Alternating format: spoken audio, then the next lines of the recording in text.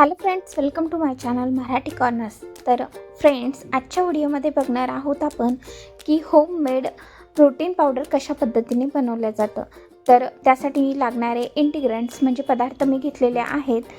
इथे तुम्ही बघू शकताय, बदाम मी इथे घेतलेले आहेत. त्याचबरोबर पिस्ता आहे, अक्रोड, फुटाणे, जर तुमच्याकडे अवेलेबल असतील फुटाणे भाजलेले तर ते तुम्ही घेऊ शकता, आणि काजू. त्याचबरोबर मी इथे मखाणेसुद्धा घेणार आहे, मखाणे आणि केसर. तर एवढे पदार्थ तुम्हाला घरगुती प्रोटीन पावडर बनवण्यासाठी लागणार आहेत. कढई मी गरम करायला ठेवलेली आहे, आणि कढई थोडी तापल्यानंतर त्यामध्ये हे सर्व इंग्रेडिएंट्स म्हणजे सर्व ड्रायफ्रूट्स टाकून तुम्ही व्यवस्थितरित्या छान असे लालसर भाजून घ्यायचे आहेत. त्यामध्ये अक्रोड, बदाम, काजू, पिस्ता हे सर्वच पदार्थ खूप इम्पॉर्टंट आहे, ज्याने की आपल्याला खूप हेल्दी प्रोटीन पावडर बनवता येईल.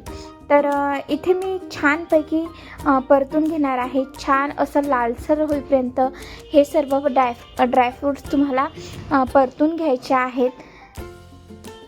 तर चला आपण छान लालसर होईपर्यंत परतून घेऊयात.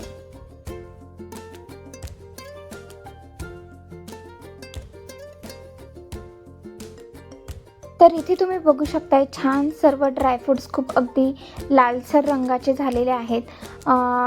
असे लालसर होईपर्यंत तुम्हाला ड्रायफ्रूट्सचे भाजून घ्यायचे आहेत. त्यानंतर 10 ते 15 मिनटासाठी तुम्हाला ते थंड होण्यासाठी ठेवायचे आहेत. एकदम गरम मिक्सरमधून पेस्ट न काढता 10 ते 15 मिनिट तुम्हाला ते थंड होण्यासाठी ठेवायचे आहेत. आणि इथे मी घेतलेले आहेत मखाणे, जे की मी वेगळे भाजून घेणार आहेत.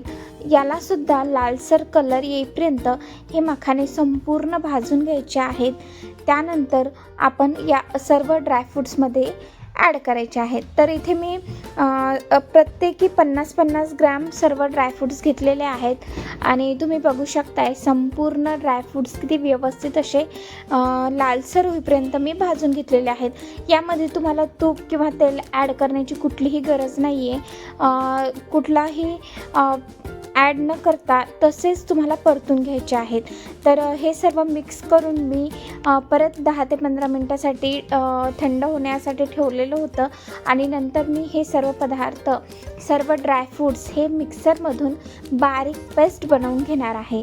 तर इथे तुम्ही बघू शकताय की मी सर्व जे काही ड्रायफ्रूट्स आहेत ते मिक्सी जारमध्ये टाकून त्याची पेस्ट बनवून घेणार आहे. त्याचबरोबर प्रोटीन पावडरला थोडासा स्वीटनेस येण्यासाठी मी इथे ॲड करते आहे खडीसाखर. खूप जास्त गोड बनवायचं नाही आहे, त्यासाठी चवीनुसार तुम्हाला हवं तसं तुम्ही थोडीफार प्रमाणात खडीसाखर ही ॲड करायची आहे. खडीसाखर ॲड केल्यानंतर मी इथे ॲड करते आहे केसर, ज्याने की आपल्या प्रोटीन पावडरला कलरसुद्धा येईल, आणि अगदी पौष्टिक असं आपलं प्रोटीन पावडर हे बनणार आहे.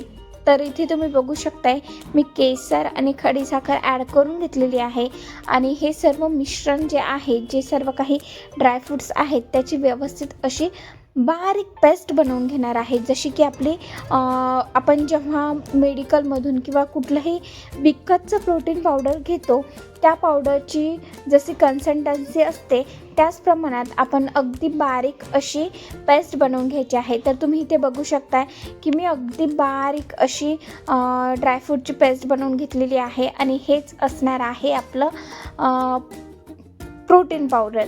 तर अगदी हेल्दी, आणि जे काही आपल्याकडे आजारी असतील कोणी, किंवा आपल्या बाळासाठी अगदी हेल्दी प्रोटीन पावडर तुम्ही अशा पद्धतीने बनवू शकता. किंवा तुम्ही गर्भवती असाल तर हे प्रोटीन पावडर मी माझ्या स्वतःसाठी बनवलेलं आहे, कारण की मी सध्या प्रेग्नन्सीमध्ये आहे. हे तर तुम्ही आधीच्या व्हिडिओमध्ये बघितलंसुद्धा असणार आहे. आणि त्याचबरोबर मी माझ्या बाळासाठी सुद्धा अशा प्रकारचंच प्रोटीन पावडर हे बनवून ठेवत असते. तर तुम्हीसुद्धा नक्की ट्राय करून बघा, आणि मार्केटमधलं प्रोटीन पावडर विकत घेण्यापेक्षा अशा पद्धतीने घरच्या घरी हेल्दी प्रोटीन पावडर बनवू शकता. तर thanks for watching my full video. अशाच प्रकारच्या नवनवीन व्हिडिओसाठी प्लीज माझ्या चॅनलला सबस्क्राईब करा, कारण मी माझ्या चॅनलवर घेऊन येत असते फॅशन, ब्युटी, त्याचबरोबर घरगुतीचे काही ब्लॉग्स असतात, किचन रिलेटेड, असे नवनवीन व्हिडिओ तुमच्यासाठी घेऊन येत असते. तर व्हिडिओ आवडल्यास नक्कीच लाईक, शेअर आणि चॅनलला सबस्क्राईब करा. चला तर भेटूयात नेक्स्ट व्हिडिओमध्ये. तोपर्यंत good bye, take care, bye.